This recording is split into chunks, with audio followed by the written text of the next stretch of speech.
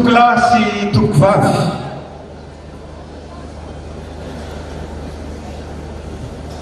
ry malagasy namana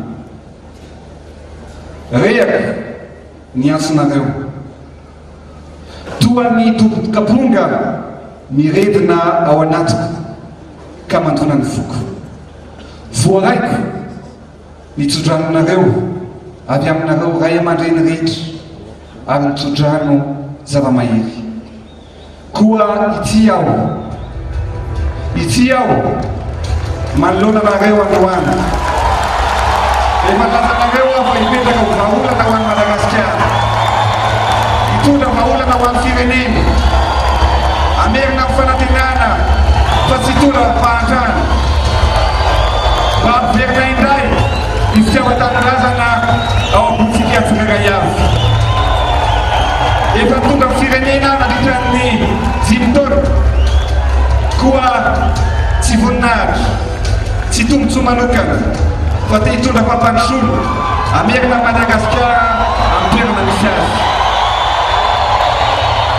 adidy fiantso izany malagasy ray aho malagasy reny teraka teto Madagasikara ary ny fitiavan-tanindrazana no mikirina ao anatiko ary eto Madagasikara ny tanindrazana eto Madagasikara ny fiainako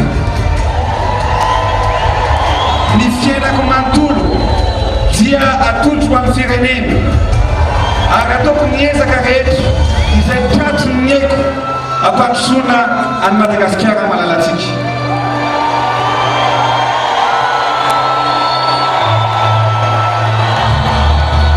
koa androany aeroposta Balanavolsoarivo izao Andry Rajoelina dia manamara ny vola ofisialy fa manomboka na ho an-tanindrazana ka irozaka vidina fivoharana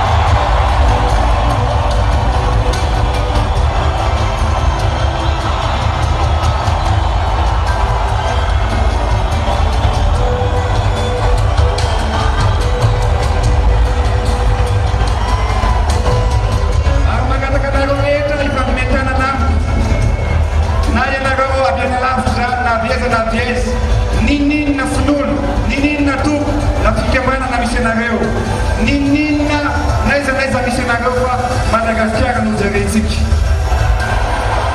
mifamatitra no ansika manomboka androany tsy te handeha irery aho tsy afaka ny handeha irery fa manaiky anareo rehetra miaraka satria dina iombonana ary no iarahantsika ankehitriny ary isika rehetra tsy maintsy manesy isika rehetra no anavika Madagasikara somanokona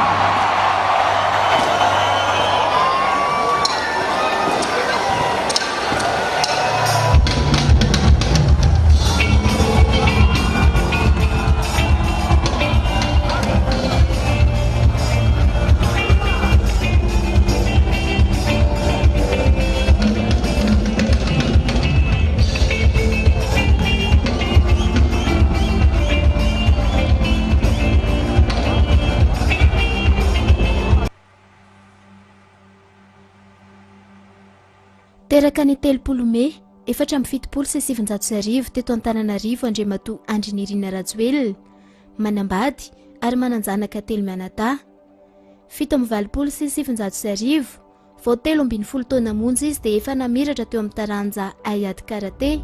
Teo amin'ny 17 taonany izy no nanangana ny orinasany manokana mpikarakara lanonana nantsoina hoe show business. Eritaona taorian'izay ny hitatra sy ny anovelatra izany.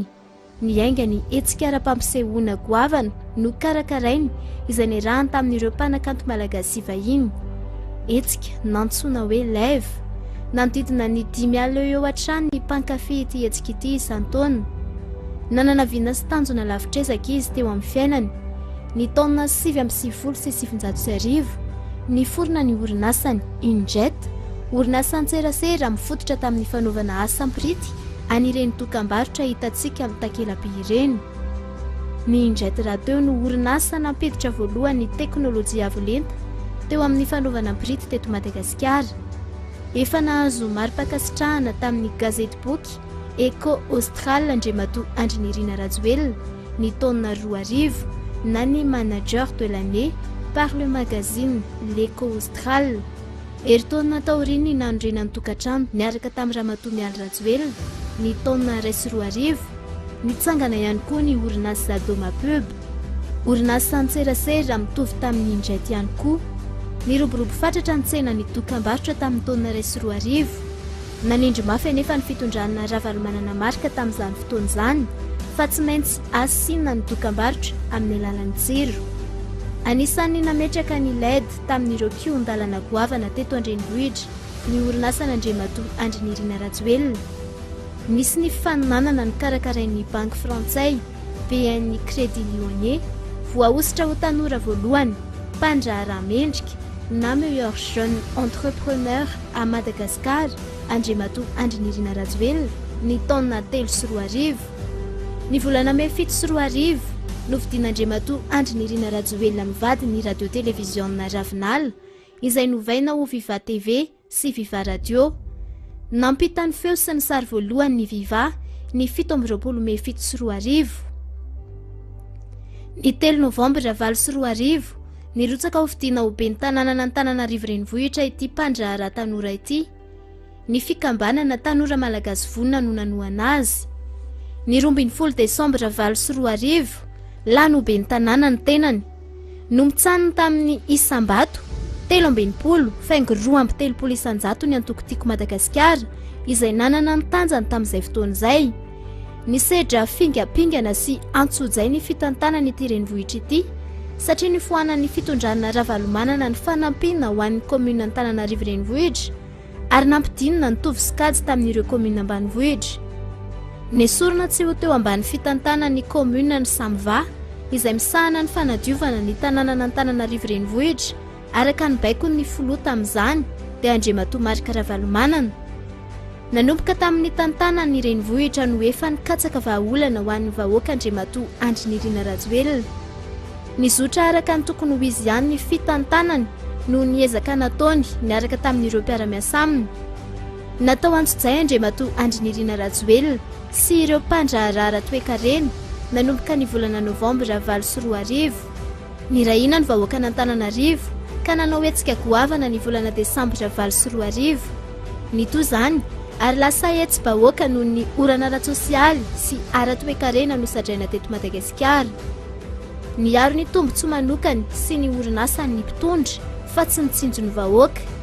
20 Martsa napetraka ho foloany fitondrana avo ny tetezamita ny tenany taorian'ny krizy politika nitranga teto amin'ny firenena. Saingy maro ireo herinanohitra ka dia voatery ny vondrona iraisam-pirenena sy ireo vondrona politika ka nisy ny fiarahany tantana izay natomboka ny volana Aogositra 20. Niova ho foloany tetezamita ny anaram-boninahitra ny antsoina azy taorian'ny fifanarahana politika ny fanaovana tamin'ireo ankolafy kely rehetra. Niaran-tantana ny tetezamita ny ankolafy Zafy Albert, Didier Ratsiraka, marika ravalomanana ary Andry Rajoelina. Taorian'izay nitsangana ny Repoblika Faefatra ny 20 Novambra 20 mbola nitondro zotra iraisam-pirenena nefa no nitondra ny tany sy ny firenena hatramin'ny 15 Janoary 2012. Ny 15 Janoary 2012 niala teo amin'ny fitondrana ny tenany. Taorian'izay nangina tsy ny tena Andriamatoa Andry Rajoelina nefa tsy nitsahatra ny karoka vahaolana anavotana ity fireneny ity. Nodiventiny ny ranonatsakaina efa taona taty aoriana nivoaka ny vinam-pampandrosoana ho an'i Madagasikara na ny initiative pour l'émergence de Madagascar.